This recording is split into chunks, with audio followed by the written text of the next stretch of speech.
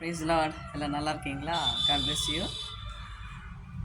தென்னை மரம் பாருங்கள். தென்னை மரம் பார்த்திங்கன்னா கீழே வேர் வந்து அப்படியே அங்கங்கே ஓடிருக்கும். வேர் வந்து ரொம்ப டைட்டாக பிடிச்சிருக்கும்.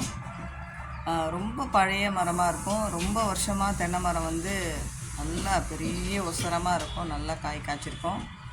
நல்லா வேர் படர்ந்துருக்கும்.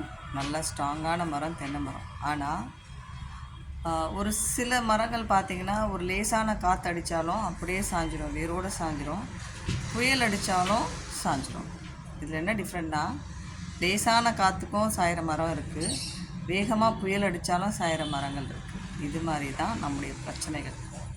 எவ்வளோ வேர் ஊன்றி ஸ்ட்ராங்காக இருந்தாலும் கடவுள் நினச்சா ஒரு நிமிஷத்தில் நம்மளுடைய பிரச்சனையை, தென்னை மரக்கு வந்த அந்த நிலைமையை நம்மளுக்கு ஒரு நிமிஷம் மாற்ற வல்லவராக இருப்பார்.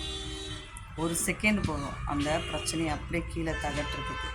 அது பெரிய பிரச்சனையாக இருந்தாலும் சரி, சாதாரண பிரச்சனையாக இருந்தாலும் சரி, ஒரு சின்ன காற்று போதும் அப்படியே பறந்து போகிறதுக்கு.